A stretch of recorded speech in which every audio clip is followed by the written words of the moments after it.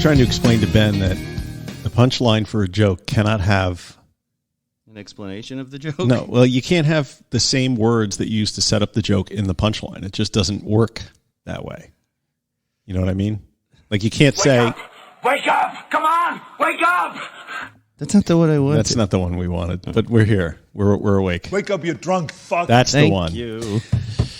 You know what I mean? Like you can't say, for example, the terrible joke that you told right before we started. Yeah. I can't say hippo. You can't say like... I can't say campus. Where does a hippopotamus go to college? He goes to the hippocampus. Yeah. So does that work? No. It's still not funny. It works a little better, but it's still not funny because it's also a non sequitur. Like, because the hippocampus has nothing to do with hippos going to college. Or does it? Or does it? It might. So yeah, I wanted to say I'm so jazzed for the show today. Am I in number 2? Is 2 going into 2? That's what I want to know. I don't know. You tell me. You're staring at it. Yes. Okay. It was very important that your fucking OCD came to bite us in the ass last week because I'm in channel 2. Your input was plugged 1. into the wrong. Your mic was plugged into the wrong input. It's the story. And it just ruined your day. It's the story of my life. Wrong input into the hippocampus. Got to make sure it's all going in the right hole. All right. And we're back. Welcome to Recovery in the Middle Ages, the podcast about 2 middle-aged suburban dads and their pursuit of life, love, and recovery. I'm NatX. And I'm Mike. And boy, do we have a show for you. For you. Today on RMA, we discuss Dopamine Nation, Finding Balance in the Age of Indulgence by Dr. Anna Lembke. And find out the fate of NatX in his first court appearance since the bad old days. All this and more today on a very special edition of RMA. Yeah, that was pretty good. How are you? Good. How are you? I actually got a little sleep after excessively ruminating over your legal matters. Yeah, we for those of you who don't know, last night I had a hearing for a speeding ticket that my attorney, Mike over here, graciously agreed to represent me in the local village court. It was all for the show. It was all for the show, and we recorded a little post-game that we might play for you, and we'll tell you all the excitement and drama that went on. But first, I'd like to welcome all the new Monksters listening here in the USA and around the world. We love hearing from you, so please, if you like what you hear, write us a review on your favorite listening platform and share it with a friend. Where can they find us, Mike? They can find us at middleagesrecovery.com. Come there to listen, submit your story, buy awesome merchandise, and get in touch with us if you so desire. Great reviews will be read on the air. Please log on to your favorite podcast app. You don't have to read it. You can just go to Apple. Ad-lib. Go to Apple. Go to the Apple podcast app and leave the 5-star review. Some of you have... Is it that time of the show where you blow your nose? I always have to. Jesus Christ. It's becoming like the recovery in the news thing. It's the my motherfucker. catchphrase. It's like your catch mucus. My catch mucus. Yeah, so also join the private Facebook group. The discussion continues 24/7, 365.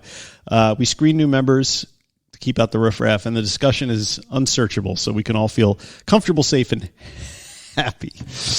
All right. Buy a t-shirt. We have awesome new designs available through middleagesrecovery.com on our shopping page, and if you buy one, Mike will be sure to eventually mail it to you from the RMA World headquarters. And I have a very quick turnaround. Yeah, you do. And to be clear, Mike was reading just then, but he's speaking in the third person because I wrote it. Oh, yeah. Yeah. Tell us your story by logging on to middleagesrecovery.com. Stroll down and fill out Your Story form, and you could hear your story read on the air. Finally, the best way to help the show is to share it. Share it with a friend. Yes. If you get something out of it, share our love, experience, strength, and hope, and help grow the RMA movement. Yes. And we have a review. We do. Yes. And this is an interesting one because it's a review from Brussels, Belgium. Yeah. So here it is. It's a 5-star review. And I think I know what he's talking about here. I couldn't figure that out. I think I figured it out. The title is "You Had Me at Franz." Remember that one time we did? I'm Hans and I'm Franz, and we're here to pump you up. Yes, that was Hans and Franz. Vaguely. Oh, so right. He must have heard that, and one person thought it was funny in Belgium. You know, if you can get one listener off of that crappy joke, it's totally worth it. It's all I do this for, to get one laugh somewhere in the world. He says, I looked you up after hearing Mike's interview on This Naked Mind. I am now steadily making my way through each episode, enjoying the banter, the honesty, and the openness. I find the musings very helpful and love that you are not pushing any ultimate truth. Boy, that's for sure. Ramble on, guys. What is ultimate truth? The Irish in Brussels are listening in sunshine euphoria via Apple Podcast. That's from Belgium. Thank you so very, very much. Yeah. What's sunshine euphoria? I don't know. Is that a place? I don't know. Maybe it's an app. Do you think we have any listeners in the Navy that are listening on ships at sea? Maybe.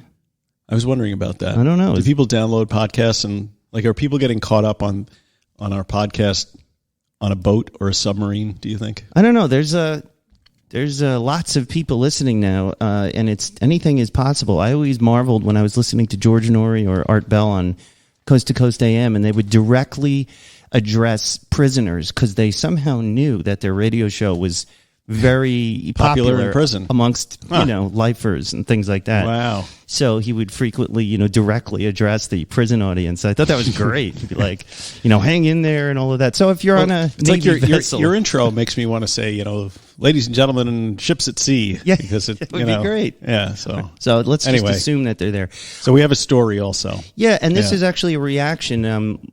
We had a show last week with Bianca and Jeff talking about their harrowing experience with kratom addiction and withdrawal and all that. And it really resonated with a lot of people. It did. And then this was one such reaction. Hi, my name is Haley. I recently listened to your guest speaker series with Jeff and Bianca on the RMA Nights podcast. It really should be our second show of the week, RMA Nights. I think that's what we do. We do a second show at night. Yeah. Gets all crazy. And maybe we can hang out at night when I'm not at court. I was so happy to finally find someone who knew about kratom. I started kratom about 4 years ago, similar to your situation, at a small dose. As time went on, and noticing how the effects benefited my anxiety, in quotes, benefited, my anxiety, depression, racing thoughts, energy levels, etc., my doses started to rapidly increase, and I slowly but surely became addicted without even realizing it. That's the most insidious sort of addiction, is it not? It's like, what do they say? It's like being boiled alive, like a frog. Putting a frog in the pot in cold water and then turning the burner on, and then the frog will not jump out because it cannot perceive the difference. Did that phrase come to popularity during a period of time where people were eating frogs? Because it's from France, I believe. It must be. Yes. Okay. Just want to clear that up. I began taking kratom on a daily basis and would sometimes take up to 6 tablespoons a day. That seems like an awful lot of powdered leaf to eat. A tablespoon's about 4 to 5 grams. Ugh, I can't. So it's a shitload. After the years passed, I was completely hooked, and I was like, wow, I finally found something to substitute my prescription medications. Not knowing too much about kratom, besides the effects it gave me, I never found anything negative about the product, so I continued my daily doses. I only laughed because I do that same thing. What? Well, like when I went off my psych meds, I was like, I started supplementing with kratom, and it really helped a lot. Luckily, I never got up to 6 tablespoons. I was able to just keep it normal dose. How exciting, right? Not so much. Over time, I began to notice my memory started to decline. I was not able to focus as clearly and could barely complete a full sentence without remembering what I wanted to say. She doesn't say how old she is, but that's kind of a common occurrence in my life. Kratom, without kratom, but still noted. Not knowing much about kratom or possible withdrawals and wanting to try to quit, I went cold turkey. This was one of the most miserable experiences I've gone through in my life. I was so sick, anxious, angry, cold sweats, depressed, restless, no sleep, nauseous, hopeless, and ended up in the hospital from withdrawals, essentially an opiate withdrawal. No one in the hospital, doctors, nurses, specialists, knew anything about kratom, so I basically had to get through it on my own, basically a guessing game on how to get through it. I had also spoken to my PCP, primary care physician, I believe. Okay. And psychiatrist about kratom, and they had never heard of it. If you're talking to your PCP, you're smoking too much of it. That's what I was thinking. Yes. Sorry. It's weird that a psychiatrist would not know about kratom, especially if you're talking to them in the context of an addiction, right? Well, I noticed, and this is maybe 5 years ago, the people, it was only just becoming something they were aware of at my, I was at some serious outpatients who were dealing with tons of And did they know about kratom? They did, but you could tell it was still very new. They only could do a test for it if they had special reason to think someone was using it because it cost more for that test. Oh. So it's couldn't they bill more for it? I guess, but maybe it wasn't covered by insurance yet. Or maybe that's why. I know that it was only used in if they heard something, and then they would test the kid and then kick them out. But They kick you out for kratom? Yes, they did. Even though they don't really know what it is. Right. They're just if the addict wants it, it must be bad. Yeah. Pretty much. That's interesting. After about 2 weeks of going through the withdrawal process, the symptoms started to subside. I thought I was starting to feel back to my normal self. Unfortunately, after a month or two, I started back up again. I couldn't let that feeling go that kratom gave me, and it was heartbreaking because I didn't know if I would be able to stop again if I wanted to. Eventually, I got back to my normal dose, 4 to 6 tablespoons a day, and of course, this addiction did get pretty expensive with the high doses I was taking. I felt defeated and disappointed to have started up again. I was using it for everything.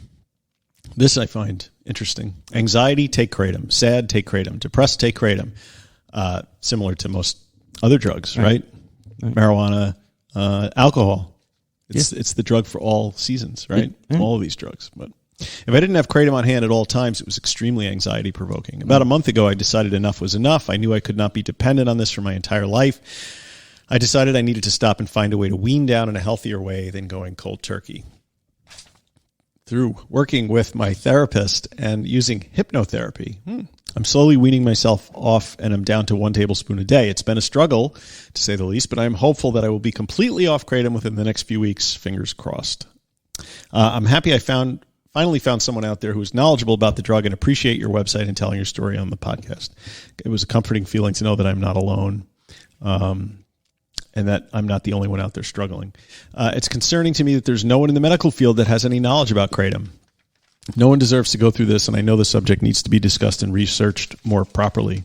I appreciate you letting me tell my story, and I wish the best for both of you, and stay safe. And most importantly, congratulations on your recovery. Peace and love, Haley. Thanks, Haley. I, for one, over the last couple of weeks have received an education on kratom that, on the one hand, you have guys like Ben Greenfield on his podcast, putting spoonfuls of this in their, herbal tea and their protein shakes and taking it because, you can work out longer and harder because you're essentially on a low-level opioid, right? And on the other hand, you have stories like this and Jeff and Bianca who, it just completely gets away from you, and the nature of the drug, gets you to the point where you can't stop it, and it ratchets up, and because you can buy it at any gas station, and we're going to talk about that in the context of Dr. Lemke's book, availability, right? Yeah. You can get it, and nobody seems to think anything of it. It's like a 5-hour energy drink or something, right? Like you were saying, equating it to. It definitely. It definitely gets you going. My consciousness about kratom has really been raised since we've been talking about it. So now, I drive my son to Mineola a couple times a week, and there's a gas station there. Do you know the one I'm talking about? It's right on the corner of Jericho Turnpike and Roslyn Road, and it is a huge sign, kratom. And I'm like, wow, what could go wrong buying mysterious powders at a gas station and adding it to your coffee? And same thing that might go wrong if you buy 4 Loko from your local gas station. And tall boys in the morning. I just missed the 4 Loko thing. I really wish we had. Do you ever drink Cisco? No. Cisco is this. They used to call that liquid crack back in the 80s, and it was basically it got sold in a bottle like it was a beer or something, but it was really like a low-level liquor or something. A couple of bottles of that, and liquor. You'd be out of your. No, not malt liquor. Like liquor. Yeah. Like this was like 12%. Yeah. Yeah, right. That's like what wine is. Tasted like candy. So thank you so much for that. It's kind of interesting because before we did this special, I had the research I had done basically, including myself, I didn't hear a lot, or it hasn't been reported a lot that this is happening. But it turns out that quite a few people, maybe it's like the silent suffering out there. In fact, and also Bianca, by the way, she wrote her Kratom Journal, and I highly recommend reading it. We've posted it on middleagesrecovery.com. There's a link to it, or you can get that directly from our private Facebook group. And actually, Bianca and Jeff are members there. Jeff's a moderator, and if you're interested and you want to reach out to them, go ahead and do that on there. I actually have a shorter story that I did want to read because one of our awesome fans, Ryan, who's been a great listener up to this point, has been a long supporter of the show, and he reached out. He was touched by this story, and he just wrote a quick post, a little story about his Kratom experience. And Ryan says, as it relates to the recent episode on Kratom, I would like to say a couple of things. First, I will state that for 15 years, I have struggled with alcohol and drug abuse, primary drugs of choice being heroin and alcohol. I have been to rehab a number of times, and there isn't much I haven't experienced when it comes to the pain of drug and alcohol addiction. Listening to the most recent episode of RMA hit me home in a deep way. Over the last 6 years, I have had Kratom be one of my biggest struggles, at times taking up to 80 grams a day. Wow. Folks, that seems like a lot of Kratom. That is really a lot. And taking it every 1.5 hours. It became problematic and expensive and created that old familiar unmanageability that addiction brings into one's life. In a weird way, I'm grateful because Kratom bridged the gap between being in heroin and full sobriety, and in turn may be the only reason I'm alive right now. However, it causes a lot of pain and destruction in my life, just as the lady in the episode described it in her own. It's a controversial plant, and I'm glad this episode is being heard for people who aren't fully aware of the potential this drug has to wreak havoc on your life. At the end of the day, I can't take it. I've proven myself time and time again. However, I am still and will always be pro-Kratom, as it has objectively saved some of my friends' lives and my own from the ravages of heroin. Keep on keeping on. Ryan, thank you so much for writing that, Ryan. Only drug addicts know what 80 grams is. Yeah. Right? I think of it in terms of cocaine, and, that would have been, a lovely thing to have. Oh, God, 80 grams. So, anyway, that sort of does it for our discussion on Kratom, but the discussion does continue. And this is an ongoing struggle. Well, not a struggle for me. This is something I'm now thinking about more. I do supplement with Kratom in the morning. Supplement. I know, it makes it sound less... It's a vitamin. Right. Yeah. I mean, and that's how I feel about it. And I haven't gotten to a point where I'm feeling like it's fucking my life up. Has your dose ever gone up from when you started? Or are you still maintaining at the same level? When I started, I experimented with different, amounts just to see, like... 80 grams one day, I 1 never gram did the next that day. much, no. Most I ever tried was like 12 grams in a day, and really, I just felt nauseous and tired, and then I just backed off of it. So, for whatever reason, I don't know. But at the same time, now this makes me afraid to stop it because I'm hearing all these horror stories. But now I kind of want to see But if you're only taking like a little bit. It shouldn't matter. And a few times, where I went a few days because whenever I didn't have it, I didn't have that compulsive chasing that I used to do. If I knew I was running out of heroin or alcohol, right, I would be like freaking out while I was taking my last drink. I've never had that sensation. That doesn't mean it's good, however, and I am still concerned now about it. But thank you so much for everybody who's reached out, and Bianca and Jeff and Ryan and Haley. Be careful with the Kratom, folks. Yeah, be extremely careful. Be while you're at it, quit smoking. So, life update. We had, we spoke about this a little bit at the beginning of the show last night. Mike, my new attorney, he represented me. I'm an old attorney for a case, and we we recorded a pre and a post game. Well, let's set the stage for them a little bit. Set the stage, counselor. So, a few weeks ago, you were driving from your one place of employment to your other place of employment to relieve the little old lady that was minding the store for you. Right. I used the term employment loosely, by the way. And you exceeded the town speed limit, which was set at 35 miles per hour. And when the officer pulled you over, you may or may not have. It is alleged that you were traveling at 50 miles per hour. Is That's that correct? So you were issued a ticket on the site, and the officer told you, "Hey, go to court. It's fine. Don't worry about it. We got to pull people over here." He Right. said, "Hey, man, we got to do this." Which I tell you was a Jedi mind trick because they just don't want you freaking out on the side of the road, right? Don't worry about it.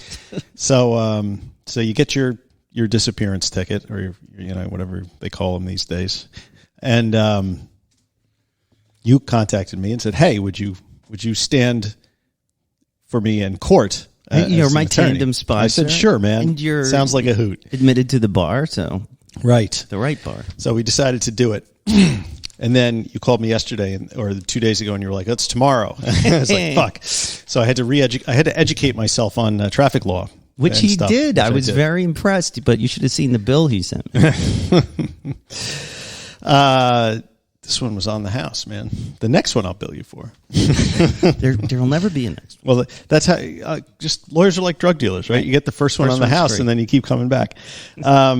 So anyway, we had to go to court, and we recorded a little bit before, and we recorded a little bit after. What are we going to play him? All right, let's go before. Okay, here it is. Greetings, Monksters. I'm here with Mike, and this is NatX.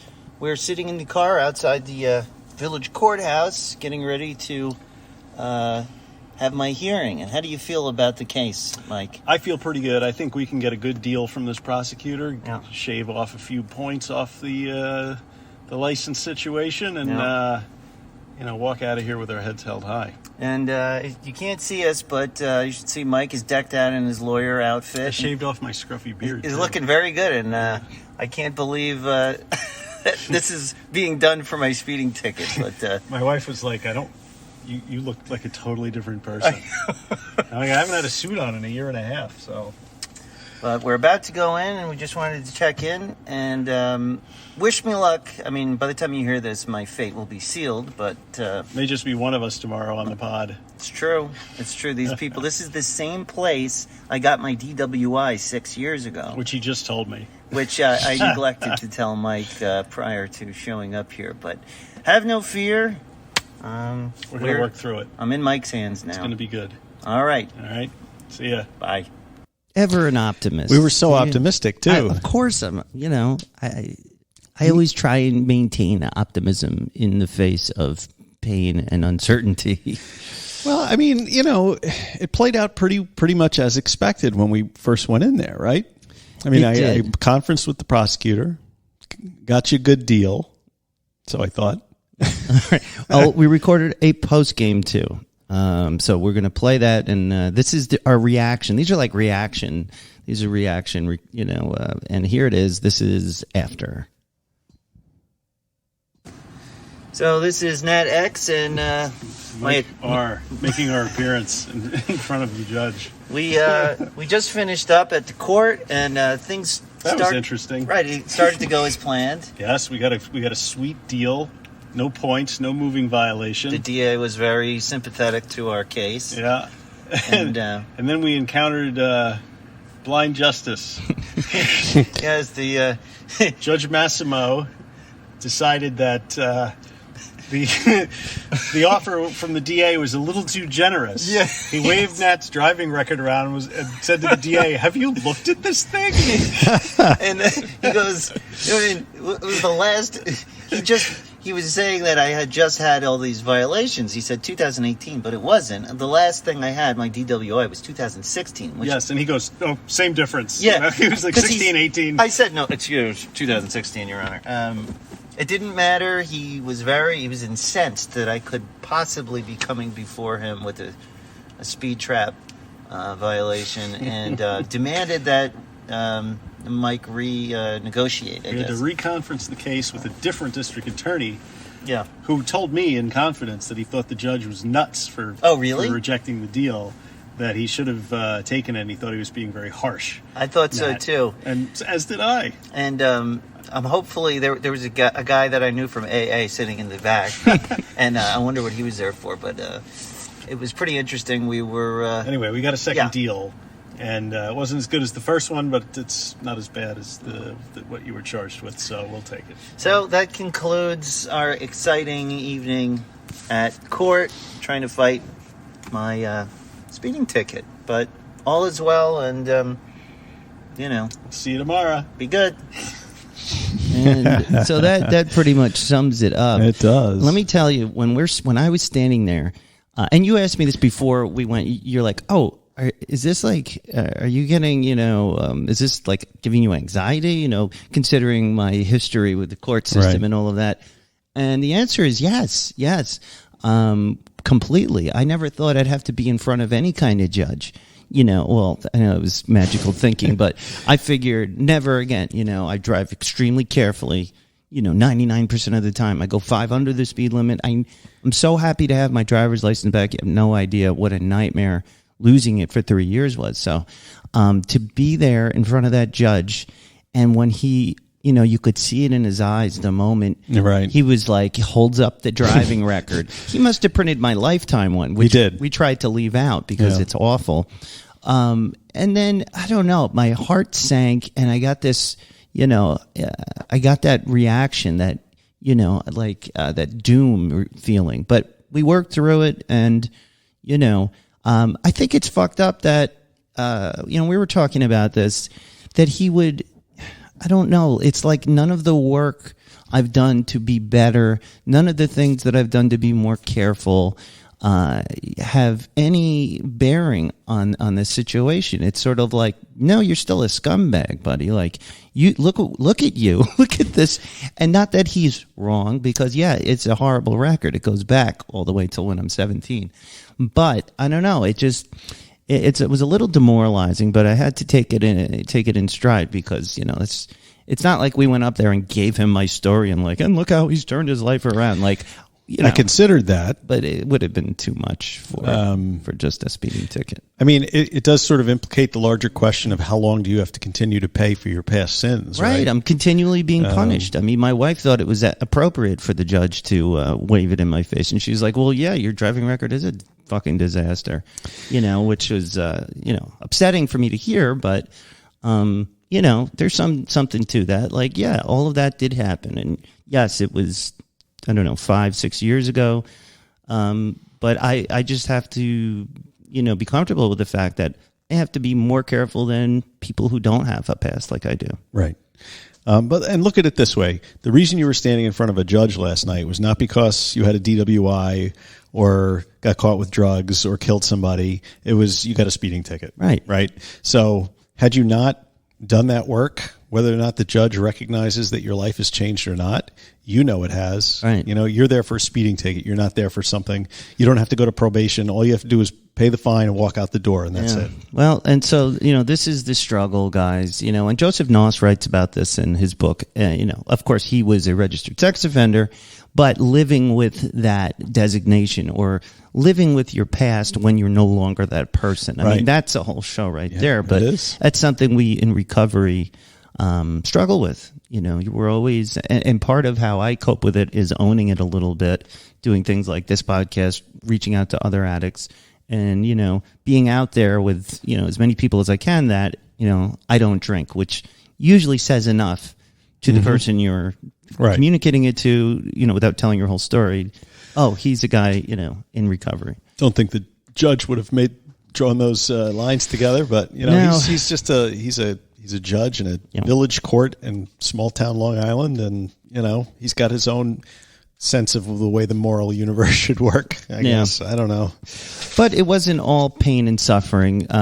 We had the first annual RMA Scream Park outing. Oh, yeah. That seems like it was 3 months ago. We've been spending a lot of time together, we have. We're doing a lot of recovery work. Is that what that was? Yeah, that's what I call it. Anytime you spend time with your tandem sponsor, it's recovery work. So haunted houses. We went to the haunted house. There's the town over from us. There's this ancient, decrepit, I don't know what you call it. It's like an amusement park without rides. There's like a mini golf thing, and there's like a ropes course, and there's like some bumper boats, It's kind of, they just built it, I don't know, 10 years ago. No, that thing's been there forever, dude. What? Well, because when I was a kid, it wasn't a Scream Park with all of that Oh, shit. no. I'm saying just, during the rest of the year, it's like this falling apart. Really? Yeah. I haven't been there in 25 years. But around Halloween, they put on haunted houses. Really? They have 6 of them. Really good ones, though. Yeah. I mean, this is like over the top. There's actors. They chase you around in the... It's cool. Yeah, and in it's, the cornfields. It's in a neighboring town. So Ben, my son, was really into going this year. Yeah. He kept bugging me about it. And I'm like, I'm thinking, I don't know. Like, you're going to be scared. We're going to go in one, and then you're not going to want to go in any of the other ones. This is my thinking before we got there. So I bought the tickets. I asked if he wanted to go with anybody. He said, yeah, I want to go with Noah. So, we got tickets. You guys too. And you and me and Ben and Noah went to Bayville to go to the haunted houses, right? We did. Seems simple, right? Mm-hmm. Okay.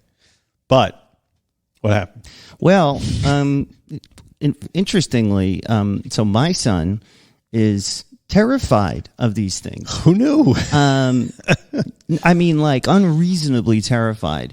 And he was so nervous, and I'm like, oh, fuck, like he completely refused to go on the first. Here we were having this is going to be great. It's a beautiful night. And Noah was just not having it. And so, but the first one we went on was extremely scary, and the other ones were less scary. And so thankfully, he went on the next 2. But your son noticed something floating through the air. Oh, yeah. He takes a big sniff as we're walking in, and he goes, man, that's marijuana, And my 10-year-old truthfully, the whole place reeked of pot. Yeah. To me, it's like, do I want to smoke something that makes me uber paranoid and then get chased around by guys with chainsaws? Like, no, but, Totally. That's me. And I'm like, how the hell does he know what pot smells like? Yeah. And then I realized it's probably from his brother. It was Father of the year. Blowing it in the vents for the last 3 years. I mean, not lately, but But overall, it was fun. I mean, the pot smell notwithstanding, and then they had a very unique treat being sold. Yes, Jell-O shots. As many of you know, Jell-O shots are prepared usually with vodka, and the kids, of course, wanted them. And interestingly, they also, which is a brilliant idea, they made non-alcoholic Jell-O shots. Yes. And these Jell-O shots are in giant plastic syringes. That's how you eat them. It's like something you give an injection to a horse with. Yeah. So we ordered 4 non-alcoholic Jell-O shots in a syringe. And it's quite a unique treat. It's interesting sticking the syringe in your mouth and hitting the plunger. I'd like to know the genius who thought about selling 1 ounce of Jell-O in a syringe for $5. I mean, we should do that online. Yeah, that could be a RMA Jell-O shots. RMA Jell-O shots, non-alcoholic in syringes. Just lean into your brand. So that was a good time, and then we ended up hanging out on the beach. It was completely abandoned. It's a really good, North Shore of Long Island beaches are little rocky, but they're beautiful, and it was night, and the kids were just running. Yeah, that was very nice. Because we didn't want to hang out at that park. It was super crowded with people from completely, all over the island. That's a kind way of putting it. Yeah. From most of them were from, I think, Laurel Hollow, I think we decided. Yes. And it was a lot of fun. I don't know. It was just fun to do stuff like that. It's fun to do stuff with, the kids, and we didn't have to get wasted. That's the fun part to me. Like the last few times I've been through that haunted house with my other kids, like I had a couple of drinks before I went in, and I can't get over the appreciation and the gratitude that I have for being able to do all this stuff sober or not hungover, because it's so much more fun. Like I can't believe so many years I spent like just doing all this stuff. Yeah.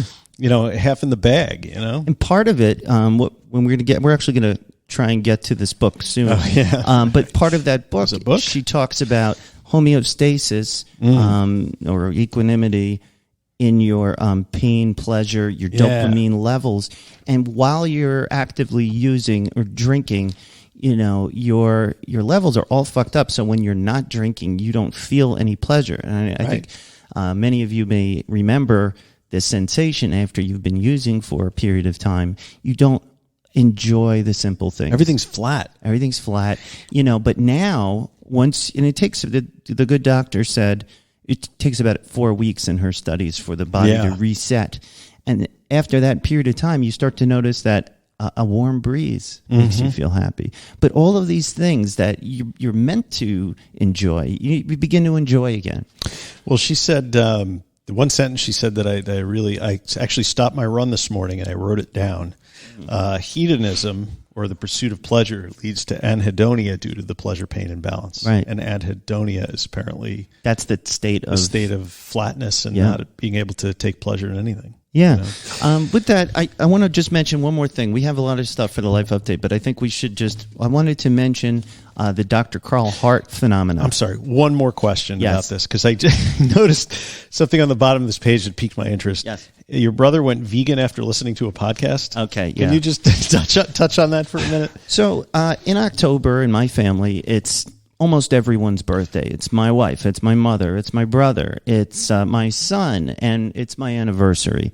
So we always go out to dinner together to sort of knock it all out in one night. Now, keep in mind, I love my brother. We're very close. He's a real athlete guy. He's a tennis coach. His son is actually a professional tennis player now and will be on the tour. Or is already on the tour, but he's a meathead. He loves his steak and hamburgers. And in any case, he's like 49 years old. So we're trying to plan the night to all go out together, and then we picked out a nice restaurant in the neighboring town, and we get back. Well, me and Harry are trying to be vegan. So we need a place with some vegan options. And I'm just like, wait, what are you talking about? You know? And then when we found out, we're like, well, what happened? So they were visiting their sons in Ohio, their colleges. And on the way back, they listened to a podcast about, plant-based meals. Do you know which one? No, I'll ask him. Find out, because I'm fascinated this by this. I'm like, there's no way. But it just, complicated the entire night, of course, and it was just kind of funny. And but how can you tell that someone's a vegan? Yeah.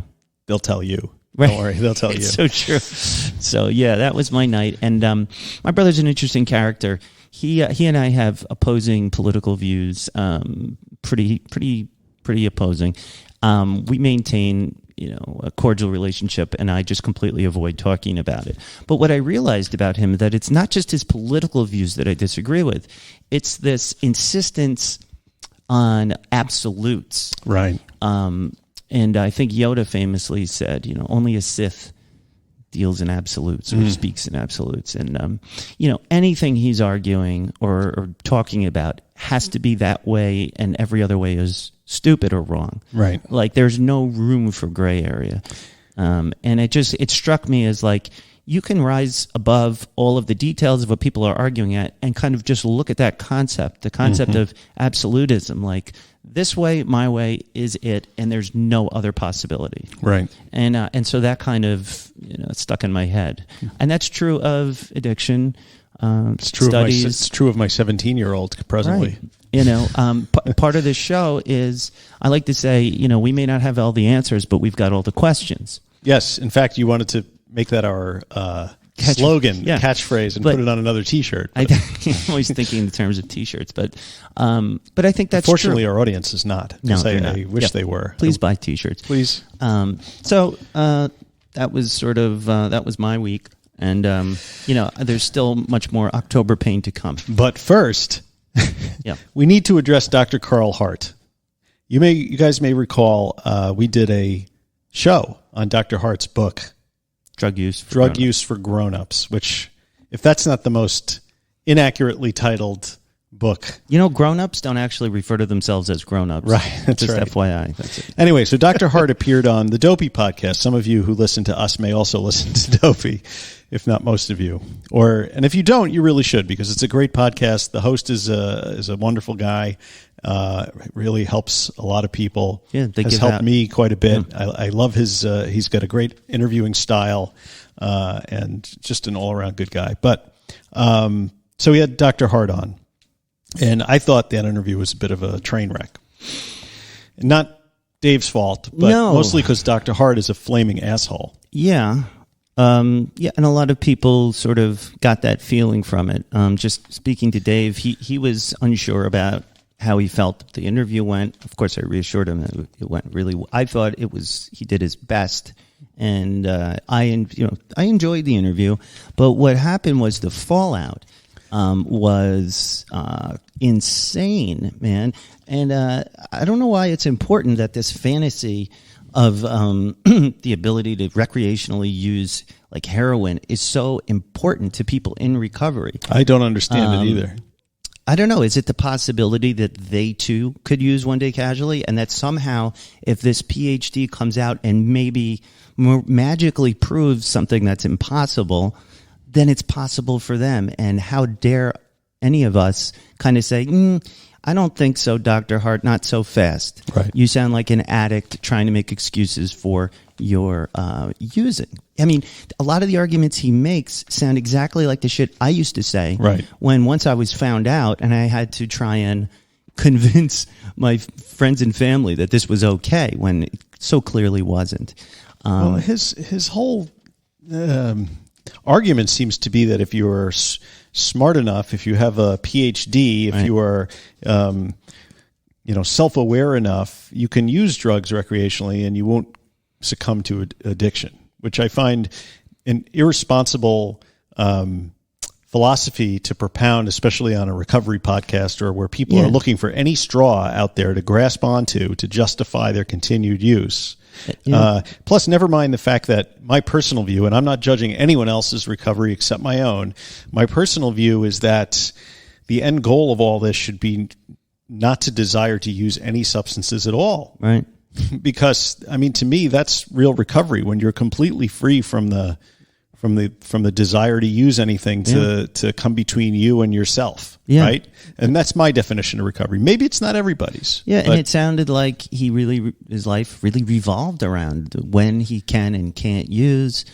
I mean, he likes to sit in a chair in front of the fire and snort heroin. I'm like, well, good for you. I mean, but it's just highly don't delude yourself into thinking that there's no risk to you of becoming addicted to heroin. Yeah, and unfortunately, because in his book and what he talks about, he makes a lot of great points about things that don't actually prove what he eventually says. Of course. Is there racism in the criminal justice system? Yes. Is there racism in the way we treat addiction? Yeah. Yes. So is there privilege? Yes, of course. This is very confusing to people in recovery out there. Even people who work in recovery, I found, are very confused by his message because, it's very convoluted.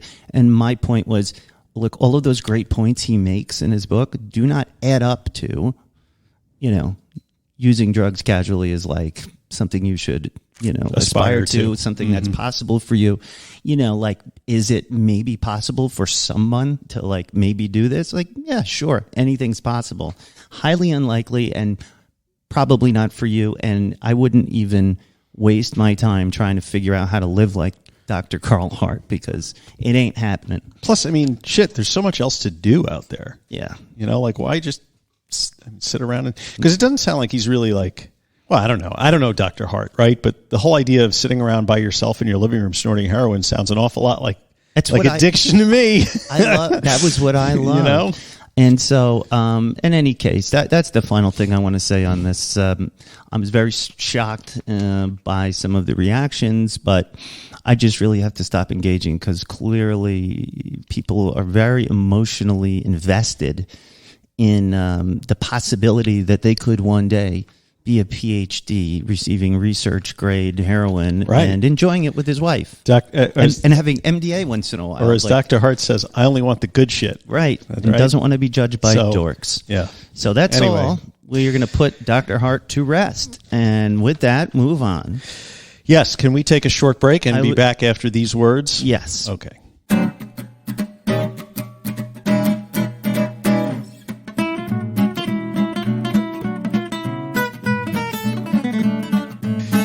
And we're back. Hello. Now we're going to get started with the real meat and potatoes, or vegan sausage and potatoes of today's show.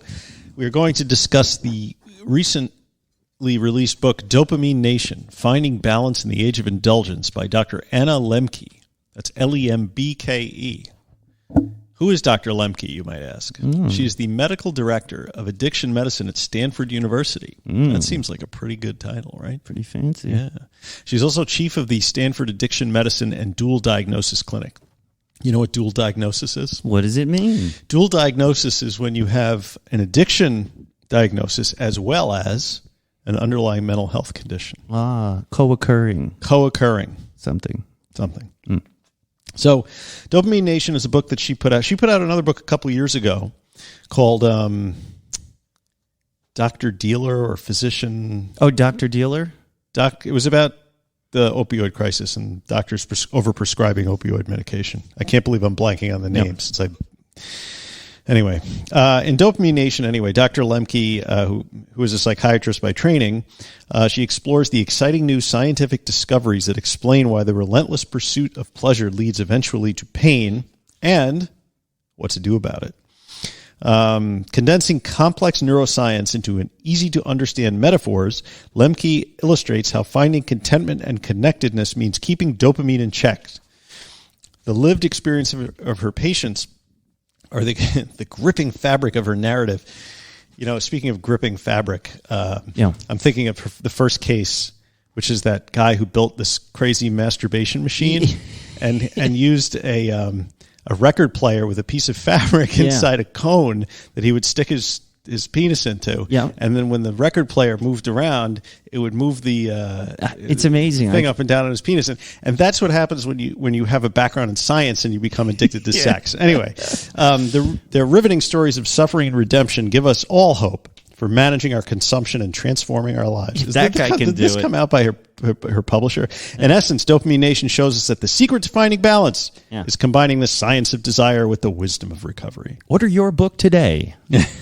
Preferably through the link that we're going to throw up in the show notes, where you can go to our Amazon affiliate and buy it there, and it throws us a couple of pennies, literally a couple of pennies. But so this book is really, really, really an interesting angle on just addiction in general. And she brings up these things. It's all in the context of how dopamine affects you and your happiness and the things that affect dopamine, and a lot of the easy access to everything kind of culture, including your Facebooks and the Google machine and she actually says that there is not a whole lot of difference physiologically between an addiction to a drug or a chemical and an addiction to a process or something else like sex, something or that gambling spikes your dopamine, and it's all about upsetting the dopamine homeostasis. It looks the same in the brain, the pain pleasure balance, because when you do things that spike your dopamine, things like sex, I think it's not the same as, let's say, methamphetamine, because methamphetamine, and there are statistics for this with actual, like how much it spikes it, but it's something like 40,000. It spikes it like 1,000% over what your brain threshold is. Right. Everybody has, naturally there's a threshold in your brain, which is different for different people. Right. Your baseline dopamine levels may be radically different from mine. Yeah. Maybe radically different from somebody else. Right. So everybody's different. And like when you see a sunrise or when you watch your child do something that you're proud of, typically, your dopamine will spike up to that limit where you feel good. Now, using something like cocaine or heroin, it breaks through that barrier, right? And then therefore upsetting that balance, and that sort of thing leads to craving. It leads to compulsion, and it can be experienced with any number of activities like gambling. But you might say, well, what does gambling have to do with me? I'm a heroin addict. It all comes down, and sometimes focusing too much on the specific addiction can cloud the process of what's really going on in your brain. And I think this book allows us to kind of look at addiction of everything and therefore maybe have a better approach to how we can then treat it. Yes. I think one interesting concept that she posited along those lines was the fact that because everyone's baseline dopamine is different, the key that will fit into your lock, the to determine what sort of thing you can become addicted to is different for different people, which is why you have some people becoming addicted to sex or gambling, or in Dr. Lembke's case, steamy romance novels. Yeah. Or in the case of Dr. Gabor Mate, buying classical music CDs. Yeah, she makes the same points I think that Gabor Mate makes about, right, when he's trying to commiserate with his addicted patients and readers, he's saying like, I may not be addicted to heroin, but hey, I've got this problem with, she had a problem with reading too many steamy, romance novels, and the fact that it began to interfere with her life. She said in every free moment she had, she was reading another romance novel and taking time away from her kids. And it started to have those same effects that maybe drug use has on some people. Well, and she started with bad vampire romance fiction, and she ended up in 50 Shades of Grey with like anal butt plugs, that she said. So it's definitely like she had to ratchet it up because the dopamine release that she was getting reading the earlier stuff she needed more and more titillation, right, till she got to the point, and that was very interesting because she went into an analysis of how she would only read up to like the climax of the scene, and then after that, like throw the book down and get another one and read up to, you can laugh, and you could laugh and say Dr. Gabor Mate's like addiction to buying classical music CDs isn't a real addiction, and the romance novel isn't a real addiction. But what is addiction, right? It's repetitive behavior that has a negative effect on your life that you can't stop. And in both of those process cases, I mean, it certainly fits within that definition. Yeah, it does. The same thing is happening. Is it as self-destructive as being addicted to methamphetamine? Probably not, right? But the brain is doing the same thing. It's all this chase for dopamine. So, I mean, with repeated exposure, right, to the same thing, whether it be romance novels or using drugs or drinking, the high that you get lasts less and less because your tolerance builds up more and more, because your dopamine receptors, they can only squeeze so much out, and so you get that boomerang effect, right? Like for every dose of dopamine that you get, there is a equal and opposite reaction in the other direction, where your dopamine system tries to maintain homeostasis by lowering the amount of dopamine that's released in the aftermath of you doing whatever it is, the addictive behavior. Right. With repeated exposure to the same stimulus, the high lasts less and the pain reaction increases in intensity and duration. That's exactly what I was trying to say inartfully. Neuroadaptation, or tolerance, with repetition, we need more of our drug of choice for the same effect. I think we've all experienced that. People who have chemical addictions are well acquainted with the realization that at some point the drug that you're using doesn't get you high anymore. It just gets you normal. Yeah, how many times have we heard that? I don't used to get high. I just trying to feel normal. I mean, exposure to opioids caused the pain to reset its pleasure-pain balance to the side of pain. Right. So now the original pain that you were taking the opioid for is now worse. And some people report to even have pain in other parts of the body they didn't before after prolonged opioid use. That was fascinating, that the use of opioids for pain eventually has the exact opposite effect. Everything hurts more. Yeah, and there's actually a word for it, explanation point. The phenomenon is called opioid-induced hyperalgesia. Algesia from the Greek algesis, which means sensitivity to pain. Oh, Jesus, my hip hurts. Oh, Jesus. Yeah. That was awful. The patients are increasing and using opiates that are stronger and stronger. The pain side of the equation is getting worse. And when the drugs stop working, like we just said, you take what you would normally get high, but now it's just making you feel normal. Dr. George Koob referred to this as dysphoria-driven relapse, which is when, after a prolonged period of abstinence, your body still hasn't reset, and that makes you seek out the drug. You're just back to where you were when you stopped, right? It's like you picked up right where you left off. It's not a physical craving; it's that psychological craving, and that's from the dysphoria that's created while your body is resetting. Dysphoria. Driven relapse. But doesn't the body reset the dopamine imbalance eventually. Yeah, I mean, well, that's 4 why weeks, she her said. recommendation is abstinence has to be the first place you start, right?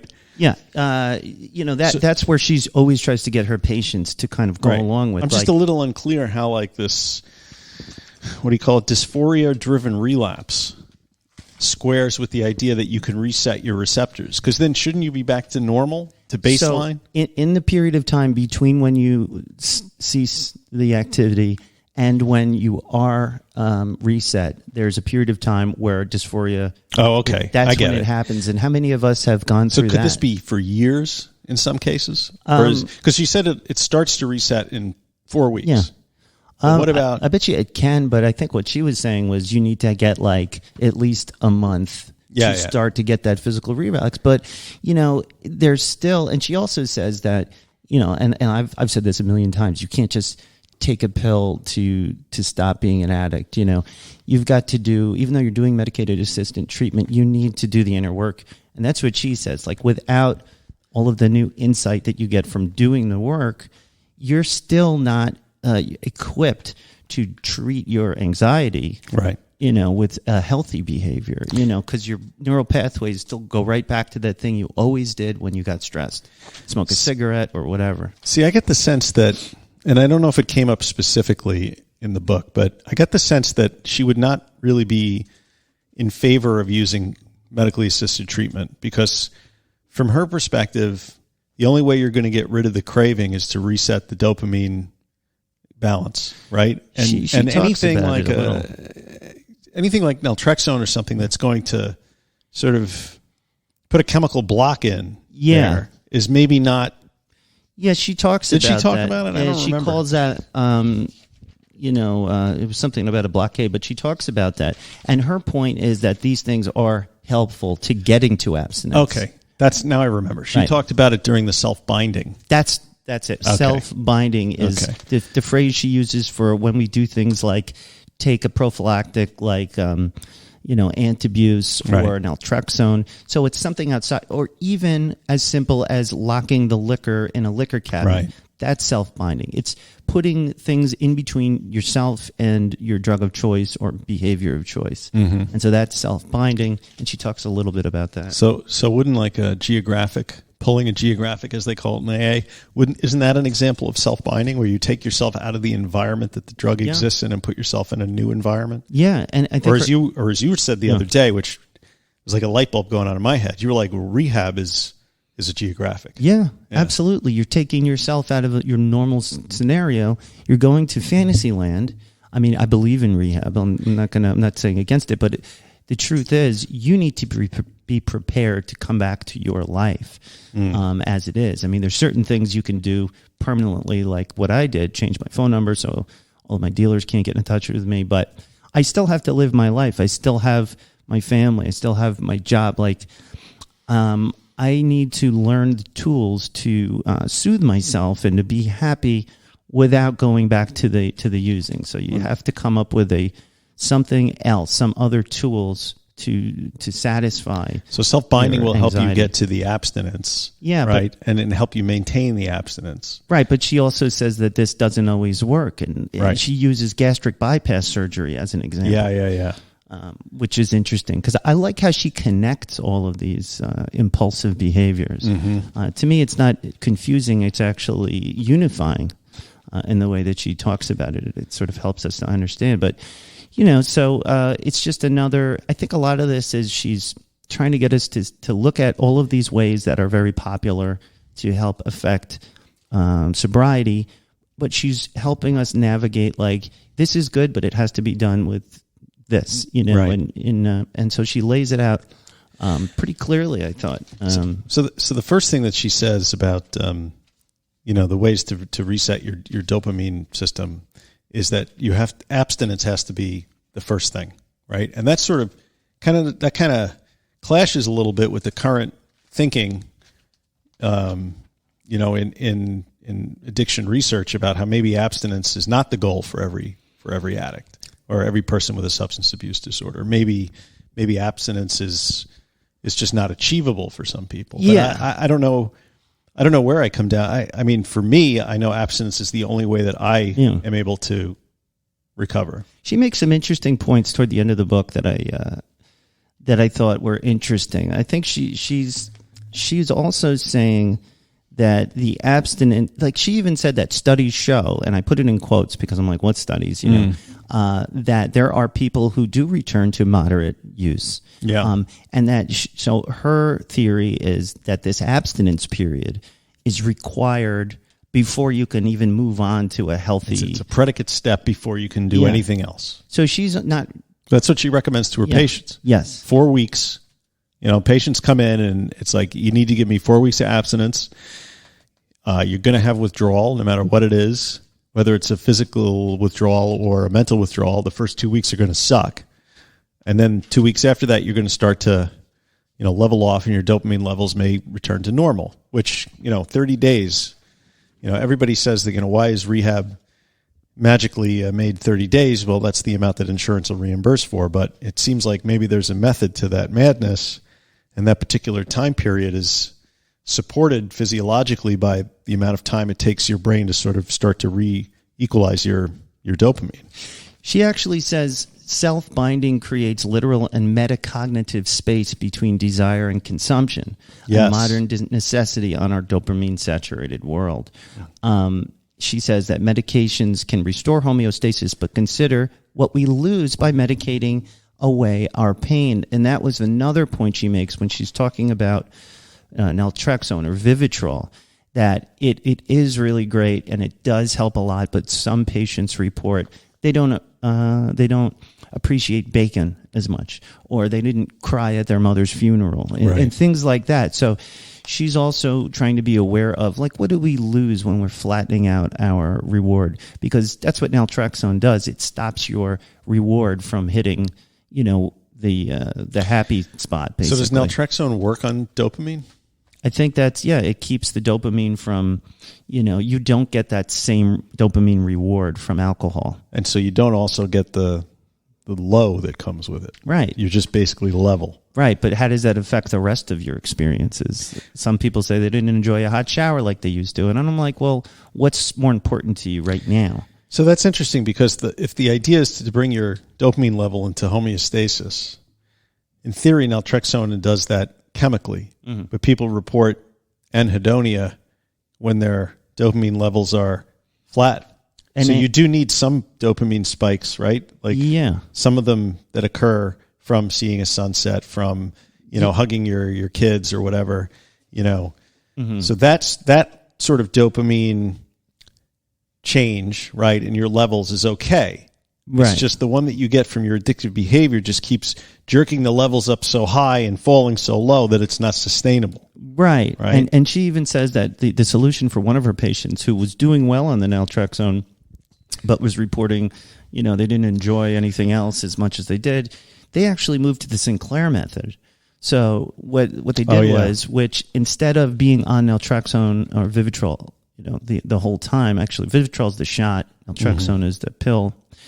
You only take the pill an hour before you plan to drink. Right. And then it has that effective pharmacological extinction on your brain, which, because you don't get that same reward when you drink because of the naltrexone, the next time you would normally be craving alcohol, you don't crave it as much because your brain doesn't remember that reward anymore. Right. And so, that's another aspect of self-binding, but it's chemical self-binding. Yeah, that's an interesting approach, I think. Yeah, and she also talked about subblockade, which is a new, it's some kind of implant that releases Suboxone, which lasts for a month. And so the same problems, but you have to look at, cost-benefit analysis. Like, I don't want to, drive to the Bronx to try and cop heroin every day to maintain feeling okay. And so therefore you go on Suboxone. So if a month after being on Suboxone, you start to realize that, bacon doesn't give you the same dopamine hit that it used to, is that really a problem? Depends on how much you like bacon. Well, that's the thing. Everybody is different. It's a choice, right? And then so she's just laying out all of these different possibilities. So what does she have to say about hitting rock bottom? I thought that was kind of an interesting little business there. It's interesting that she gets real scientific for a bit, and then she comes out with these opinions. Yes. You know what I mean? So she's definitely a pro 12-step in AA. Yeah, she is, but she also disagrees with a lot of what we've commonly hear in 12-step groups. That I thought was super. I was surprised and I thought it was interesting. One of the points she makes is she says, again, studies show, which I'm sure they're cited in the book, I hope, but she says that this idea that you must hit a bottom in order to recover is nonsense. Not only is it nonsense, it's harmful to perpetuate. It's destructive, and it leads to some of the abuse that we've seen over the years in recovery, such as Erin Moore from Get Smart talks about her experience with Synanon, right? And that they would try and, quote, raise your bottom. What does that mean? It means they, scream at you, they destroy you, kind of like military. Yeah, they break your confidence. They, Right, and so they make your life way more miserable than it actually was, to make you like, okay, fine, I definitely need to get clean. And she's saying, no, this is not okay. Not only that, but more studies show that people who try and get sober from a higher bottom, people who haven't already lost everything, actually have a better shot, of course, of staying sober. In other words, their lives don't need to be made a million times worse in order for them to be successful. Right. So, and that's another thing that kind of goes against this common wisdom, right? Well, if you consider that something like alcoholism is a progressive disease that will invariably end up with you in dead or in jail or in an institution, then why wouldn't you want to arrest it before those things happen? Right. Right. Like, what are you waiting for? What more has to happen? And yet, people who have who are on the lighter spectrum of alcohol use disorder, who go into an AA meeting and are told maybe they're just not ready, maybe they haven't had enough drinks yet, or maybe they're not done. You're not a real alcoholic. And that drives people away from recovery, who ordinarily could probably use it, who are miserable enough as it is and don't need to go out and accumulate more misery before they recover. Yeah. I mean, I had that experience of when I first went into AA or NA, you're like, man, I am not like these people. Right. A lot of people report that, even people who are like those people. Yes. You still feel like, man, I ain't that bad. Right, because you look for differentiation rather than similarities between you. Right, and that's what... it's part of rationalization. A good sponsor would tell you, look for the similarities, don't look for the differences. And I think that what This Naked Mind has done, and hopefully this podcast as well, is kind of raise the awareness that, maybe getting sober, even if you're not living under a bridge, is a great idea. Maybe it's a healthy idea. Maybe it'll improve your life. Even if you're just drinking 4 times a week, and you don't want to do it anymore. You don't have to wait, So I agree with Dr. Lembke on that. I mean... Yeah, she talks a lot about, some of the misuses of in 12-step and traditional programs. She also talks about shame. Shame. She uses some words I never heard before. Well, pro-social shame would be the one. What is that? I don't understand it. Well, pro-social shame is shame that motivates you to change your behavior for the good. Pro-social is like a good shame? It's a good shame. Okay. Yeah. But she also goes, so her... Shame is an emotion that is distinct from guilt, right? Shame makes us feel bad about ourselves as people, while guilt makes us feel bad about our actions, while you still can preserve a positive sense of self, which sort of harkens back to our last episode on the 12 things, right? Yeah. Shame is considered maladaptive emotion, but guilt is an adaptive emotion. Lembke says that these two things are identical. So, for example, the shame that she finds to be positive is, say, you are in Alcoholics Anonymous or another 12-step group. And just a quick diversion on that. These groups have something which she calls club goods. Mm-hmm. What club goods are is like the benefits that you derive from the group.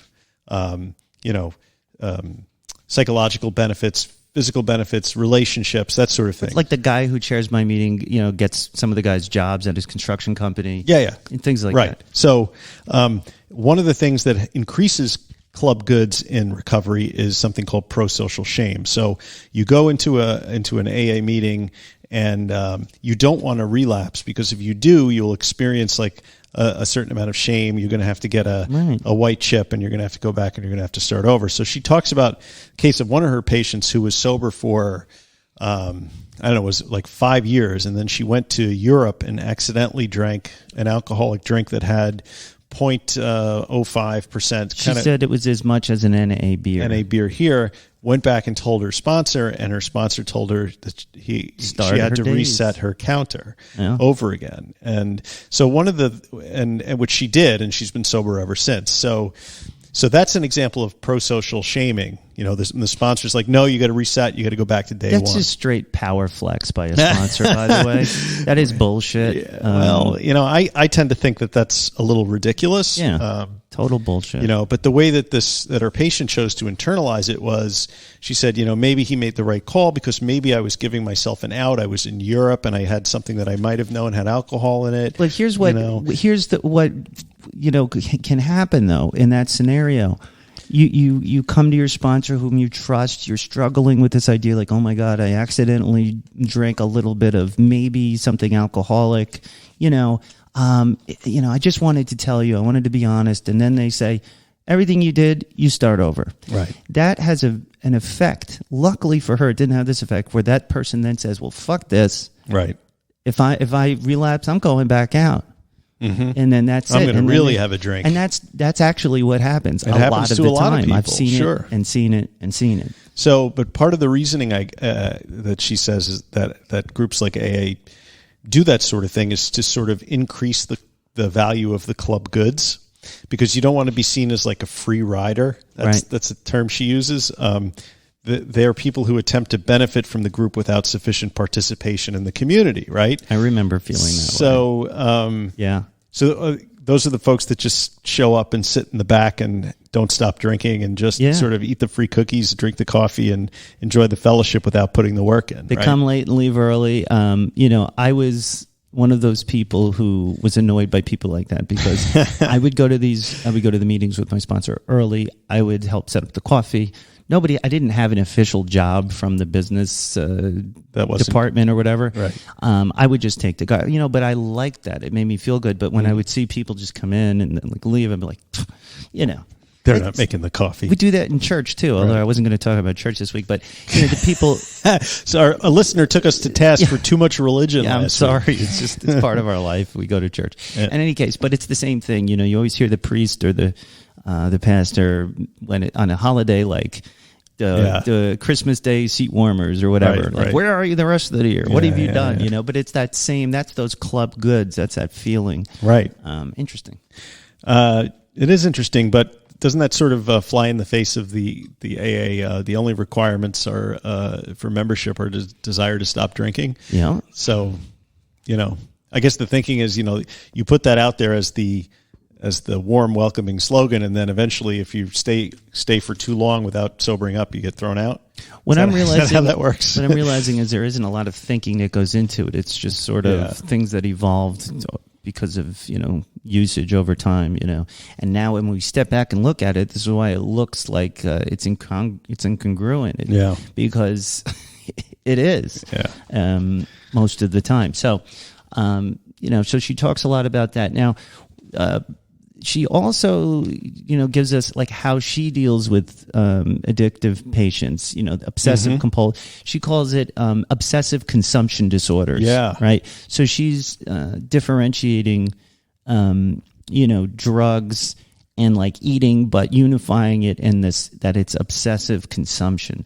And she says, before you get into that, I'll just say, she says that from an evolutionary standpoint, our brains are not designed to be able to successfully navigate a world of overabundance in stimulation, right?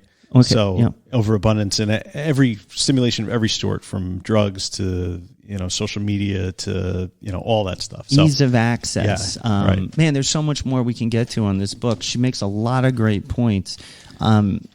She does some discussion about the way the world is now and how it's more likely that we will have one of these obsessive consumption disorders because of the ease of access. And she talks about, the fact that she could just pick up her Kindle and download that book. Like when she started her obsession with vampire romance novels, she was buying a book. She had to go to the library or whatever, bookstore, and it put some space between her and the activity. Now, once she got the Kindle, and it was just, you could get it, and it was even free most of the time.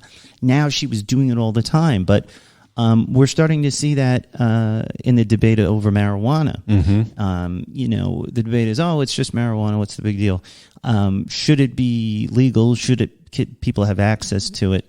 And the answer is, that's what we're doing. I don't know what the answer is, but the problem is more people will try it. They will, because some it's subset so of them will will become addicted to it. Is that a bad thing? I don't know. Maybe. Look at what happened with alcohol, with ease of access.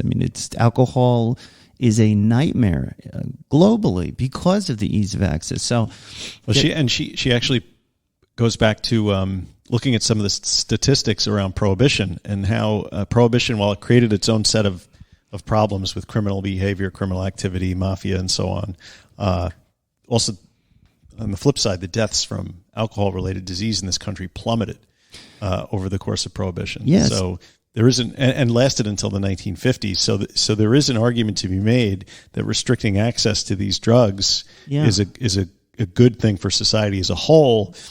The problem is the criminality that slips in on the backside from having black markets and so forth. So always slipping in through the backside. It's a very interesting point. And I've been sort of going back and forth over this over time, because I used to think I was like libertarian, like stay out of my bedroom, stay out of my life. Right.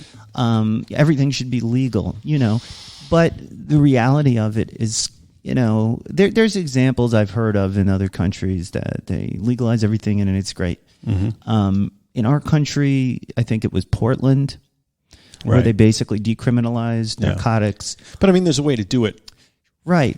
And there's a way to do it poorly, right? So it's hard not to look at what's happened before, because, maybe it was done poorly, but we have to learn from these experiences, and we have to continue to study these things so we can make the right decisions, because I still don't know if it's a good or a bad thing that, pot will be available at your local drive-through McDonald's pretty soon type of thing, But even Dr. Lembke says that criminalizing addiction is not the answer, right? So you can legalize the drugs, but if you're going to do that, you also better change the criminal justice system to not treat people who become addicted to these legal things as criminals.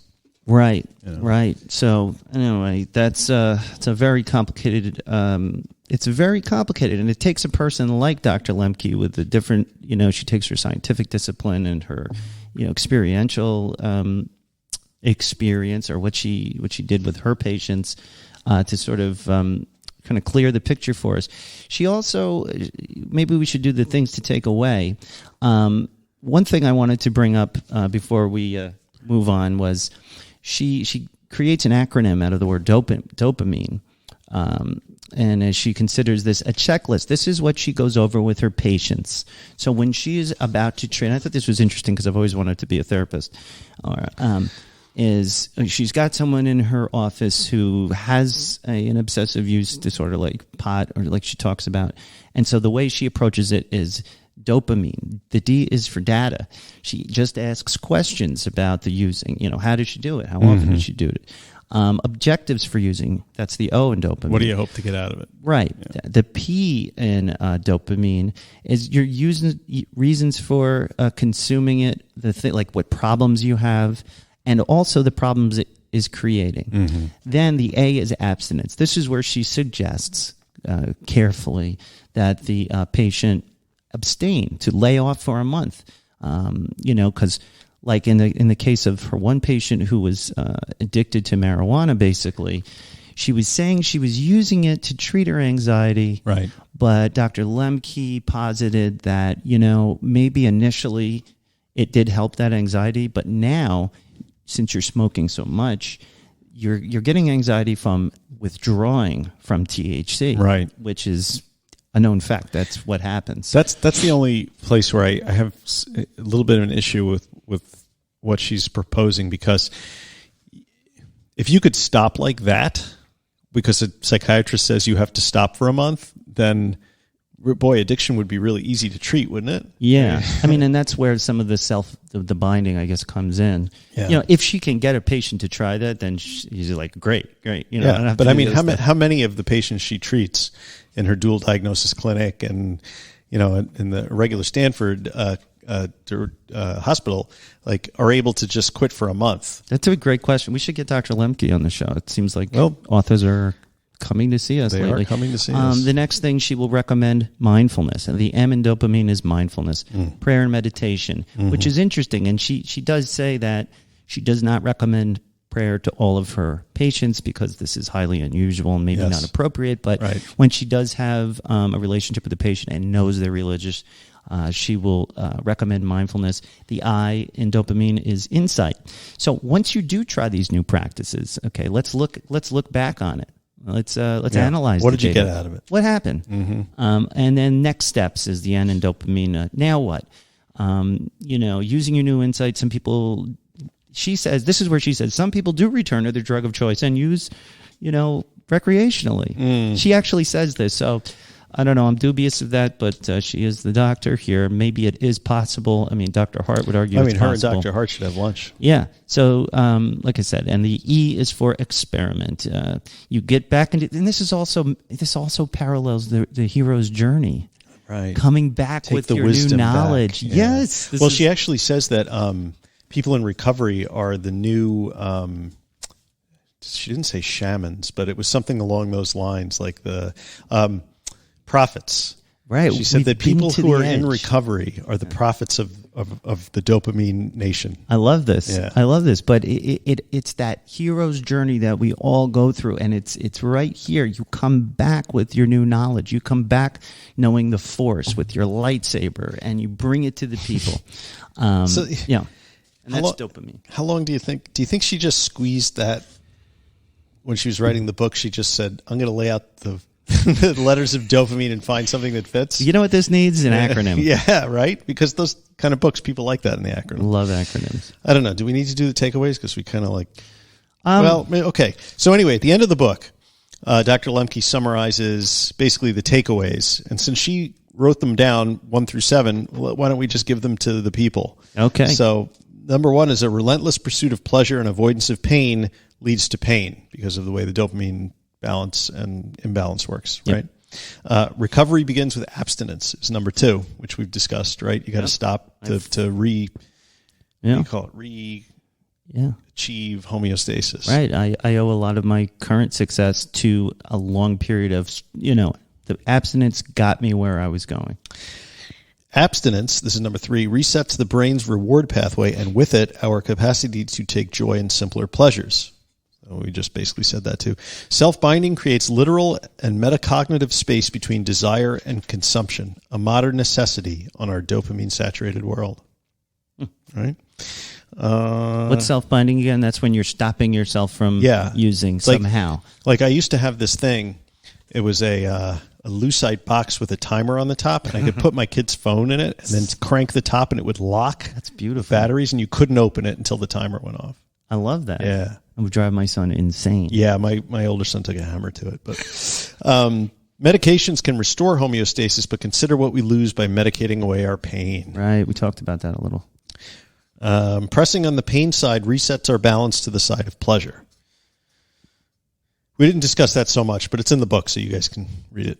Yeah. And beware of getting addicted to pain. Right. Is the last one. So one of the examples she uses is someone who does cold ice water baths.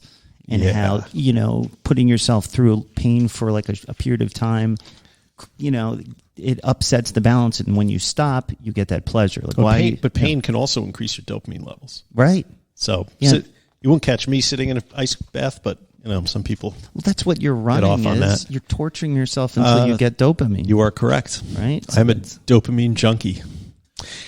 All right. Are we done with Dr. Lemke? I think that should wrap it up.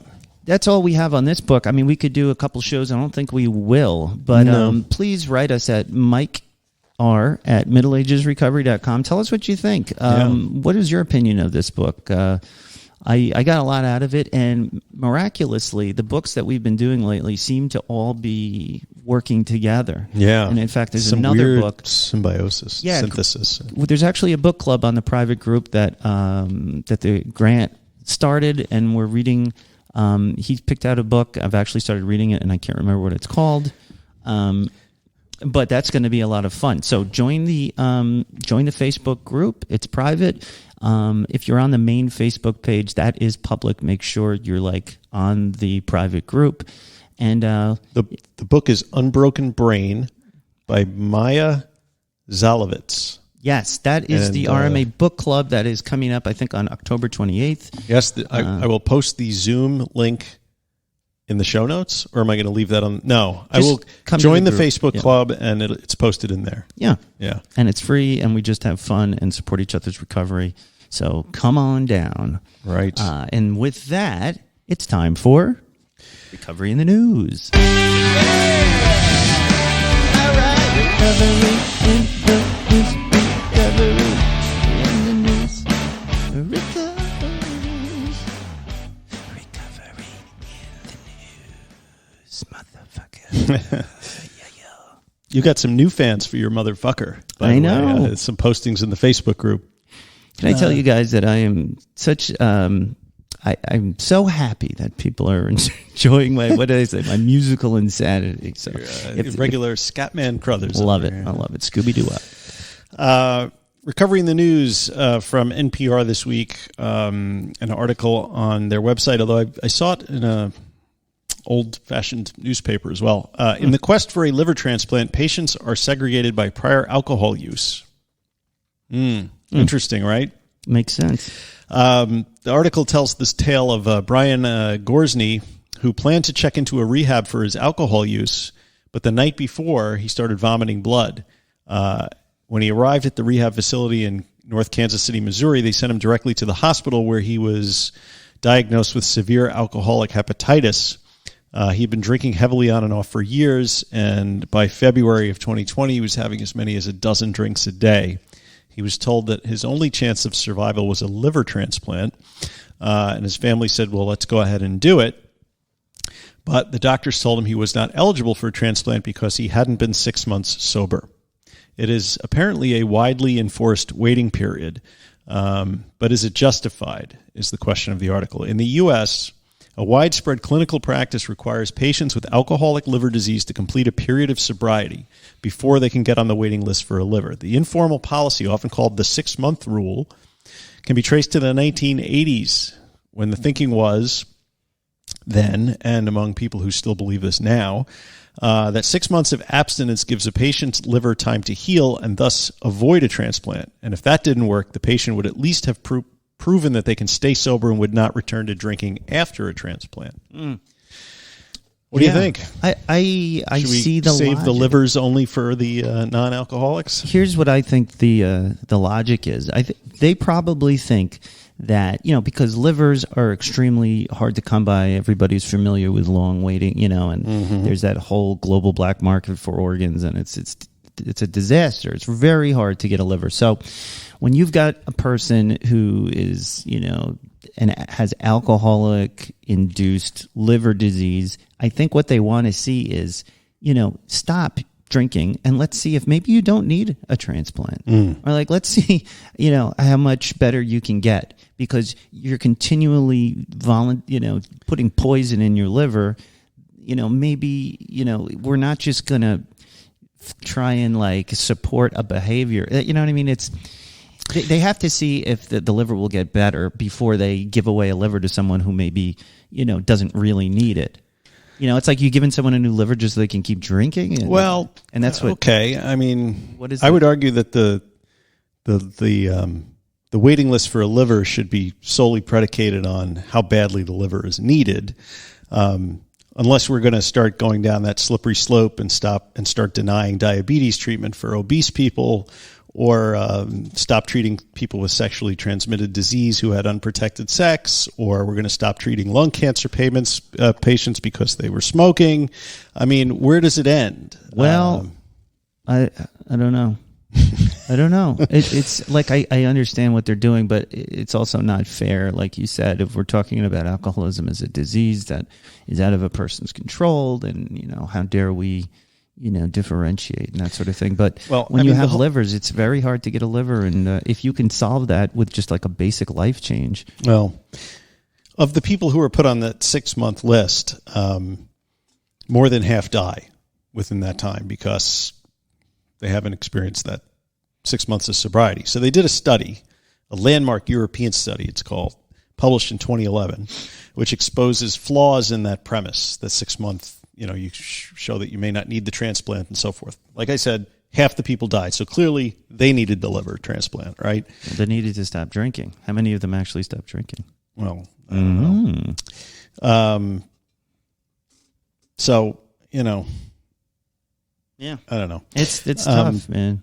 I mean, the understanding of addiction has evolved. It's viewed more as a disease than a personal failing. So why penalize people with substance abuse disorder as opposed to people who have liver disease from eating, too much steak or something? I don't think it's a penalization, which is a funny word, to ask somebody to do some work of their own before, taking a healthy liver that maybe someone else, who is doing the right thing about their health, deserves. Maybe it's incumbent upon the patient, just like before you get a colonoscopy, you've got to fast, you've got to drink this disgusting liquid. Like, before you get on the list for a liver transplant, you're going to have to make some basic changes. It is serious surgery. Yeah, but what if you would die in the interim? Like, you just say, okay, you only have 4 months, but you have to show us, only have 4 months to live, but you have to show us that you haven't had alcohol for 6 months?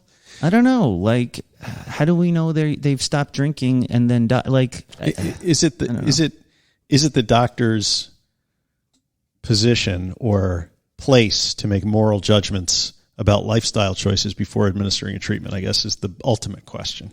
I wouldn't call it a moral judgment. I would call it like a practical recommendation that must be met. Like, I don't know. I don't know. This is like one of those gray area things. Like, I don't want people to die waiting for a liver just because they have the disease of alcoholism. Well, how about looking at individual cases? Like maybe, because some people may have better predictors of whether or not they're going to drink after their surgery than others. For example, this guy was literally on his way to rehab. He had supportive family, all this other stuff. His chances of drinking again or recidivism were probably lower than some other people's. And in fact, he doctor shopped because some states have that 6 month rule and some don't. And he happened to have a very robust social support network that went out, brought him to a bunch of different doctors, and he eventually found a hospital that was willing to put him on the list. He got the liver within a couple of days, hasn't had a drink since. Yeah. I mean, of course, I think anytime we're talking about these problems, it's true of like deporting, illegal immigrants and, anything like this. If you do it on a global scale, like you're not looking at individuals, you're going to have problems. I think always the solution is to take things on a case-by-case basis.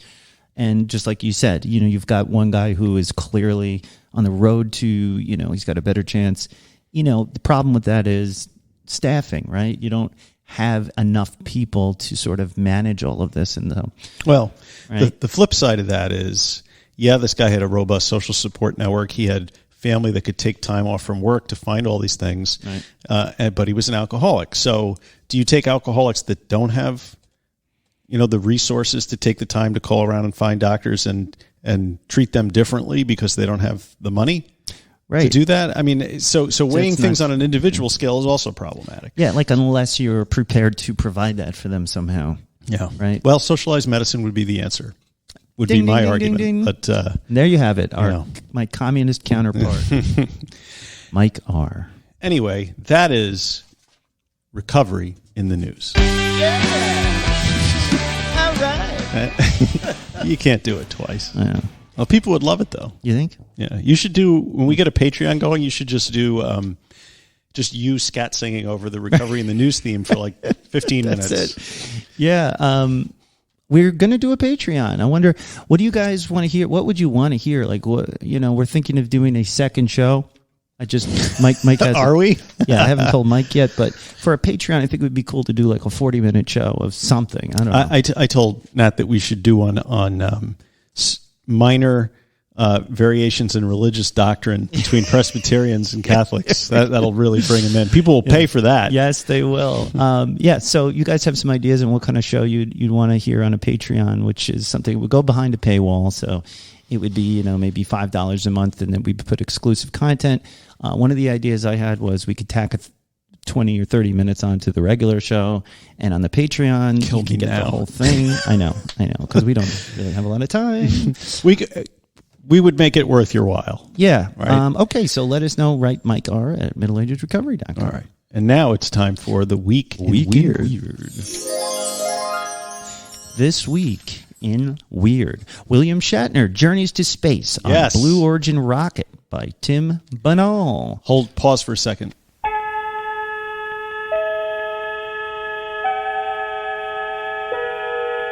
Space, the final frontier.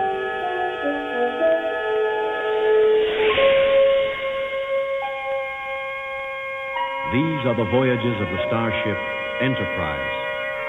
Its 5-year mission, to explore strange new worlds, to seek out new and new civilizations. Beloved Hollywood icon.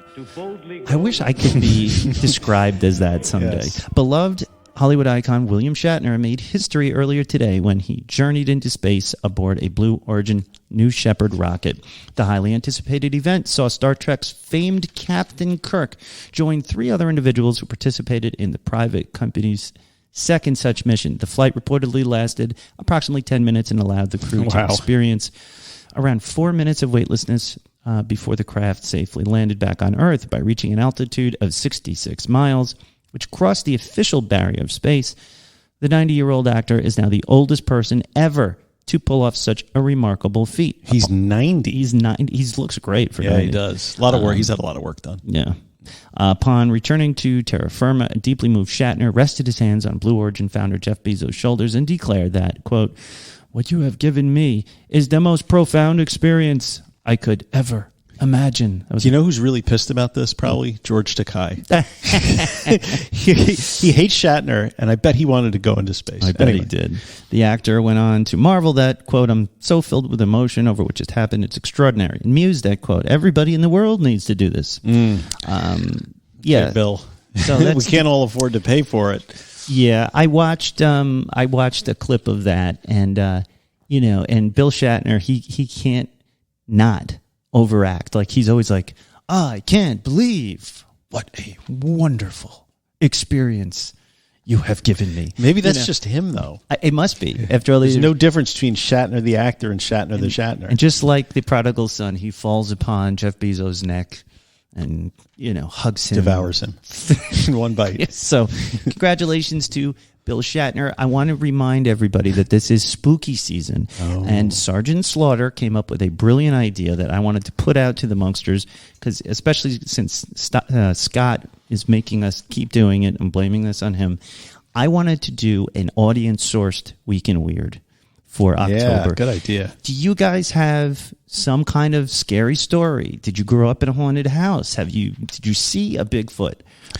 So send us your ghost stories, anything kind of a thing? Like that. Ghost stories, UFOs, you name it. I want to hear it. And I think that would be a lot of fun. Where should they send us our ghost stories? To Mike R. at middleagesrecovery.com. Okay, great. Or you can send it to NatX. Yeah. And I think that would be cool. So, Sergeant Slaughter, you got it. Okay, that's it. You've wasted another perfectly good hour and 37 minutes with Recovery in the Middle Ages, and send them forth on their week, Nat. Visit us at middleagesrecovery.com, Podbean, Apple Podcasts, Facebook, Instagram, Spotify, YouTube, and Twitter. So tweet us at TwatYouTwit. Support your favorite show. Drop a 5-star review. Join our private Facebook group. Buy a T-shirt. Come on, we got T-shirts left, guys. They're really so cool. many T-shirts. And listen, I am not overselling these on the boards or anything like that, but we really want to sell these. Not yet. I'm going to start posting links like every minute. Simply write and say hello. We love meeting you guys. and chopping up on the Facebook group. Seriously, we're having a great time on that private group, trying to do more stuff on it. The book club that Grant is doing, and it's just we're having a lot of fun. We're supporting each other's recovery.